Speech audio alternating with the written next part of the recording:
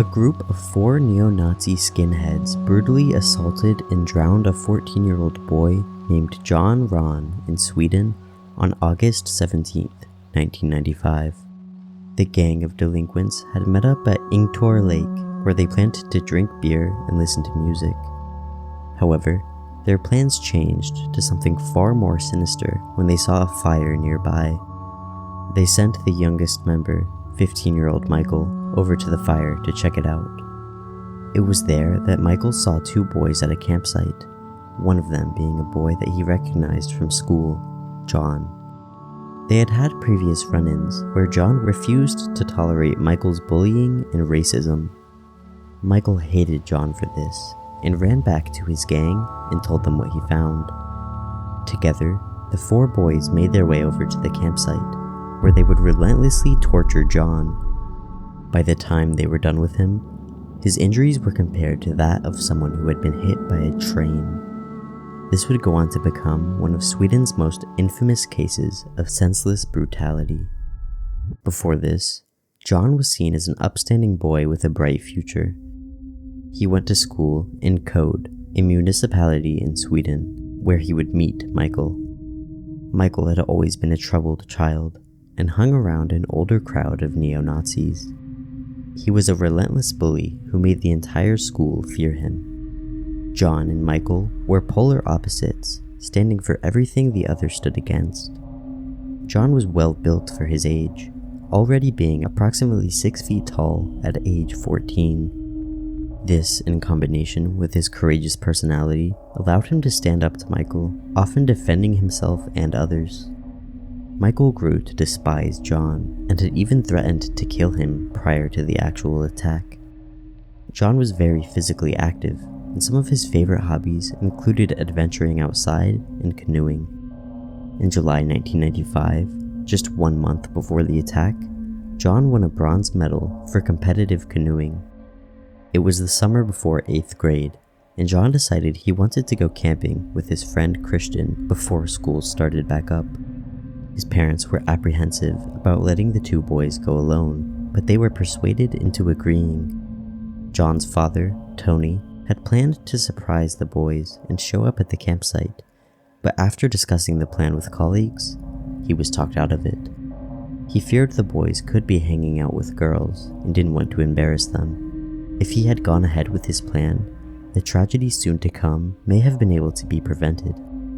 Tragically, John and Christian went ahead with the camping trip and set up camp at the lake around 9 p.m. on August 17, 1995. The boys built a fire to cook food, at which point they heard a motorcycle nearby blasting music. The motorcycle belonged to one of the 4 neo-Nazi boys, who coincidentally were hanging out at the same lake as John and Christian. The gang sent out Michael, the youngest member, to scout it out. Upon finding John and his friend, it seemed like a golden opportunity for Michael. Not only did they outnumber the boys, but it was also the dark of night in a secluded location. Michael ran back to his elders and convinced them that they should beat John, or perhaps even kill him. They made their way over to the campsite, blasting white power music from their portable radio, and were outfitted in pro-Hitler attire.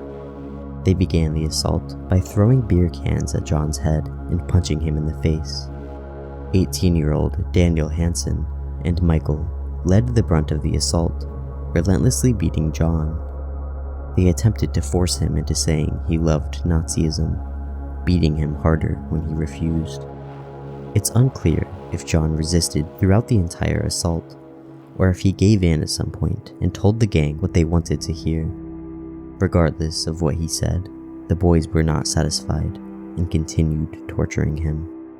They smashed beer bottles on his head, stomped on his stomach, and kicked him in the head until his face swelled up and his eyes shut. They played sick mind games with John, apologizing to him and offering him a beer, just to start the violence over once again. They would gain his trust, giving him hope of survival, then crush his hopes under their steel-toed boots. They escalated the torture, attempting to throw him into the campfire. Even though he was outnumbered, John was powerful and managed to keep himself away from the flames. The gang resorted to taking a flaming piece of wood from the fire and burnt his neck with it. They also burnt down John and Christian's tent and forced them to watch as their possessions turned to ash. At one point, the gang stomped and kicked John's head for at least 7 minutes on end. When they felt he had had enough, they tossed him into the lake, expecting him to drown. However, John was a strong swimmer and managed to stay afloat, even swimming away from the group. The gang realized they had made a mistake and panicked, thinking he may escape. Tragically, they were still in possession of Christian and used John's good heart against him. They forced Christian to yell out to John that they would kill him if he didn't return. John reluctantly swam back to save his friend, despite his already possibly lethal injuries. When they were back in possession of John, they continued the beating harder than ever until John fell unconscious. They would later say, "It felt so good that we couldn't stop." Now that John was incapable of defending himself, they grabbed his body and threw him into the lake. They rolled cigarettes and bragged about the horrible torture as they watched John's body sink to the bottom. At this point, Christian was still completely unharmed, as John had been the only one they had issue with. The traumatized boy managed to get a ride home at 1 a.m. from a tow truck driver. He woke his parents and called the police. As police sped to the scene of the crime, John's parents were alerted and met police at the lake. A dive team was sent down into the water to recover his body, which they found 18 feet under the surface. The diver who found his body was able to tell how severely beaten he was and contemplated bringing the body up, knowing his parents would be mortified.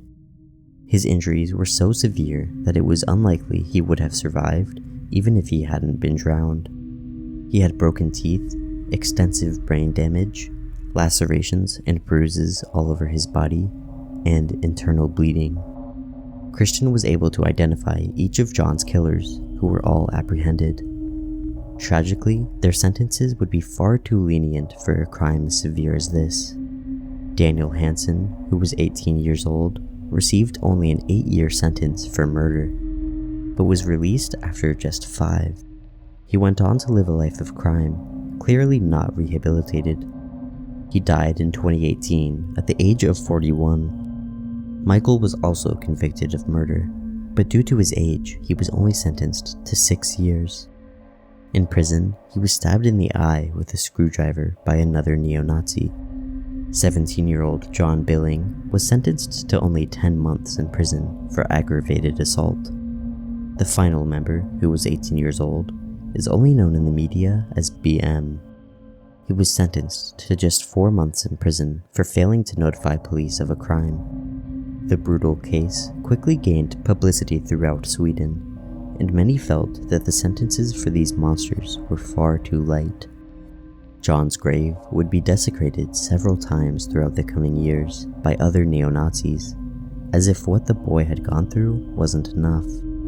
One upside is that John posthumously received the Stig Dagerman Prize for free speech and world peace.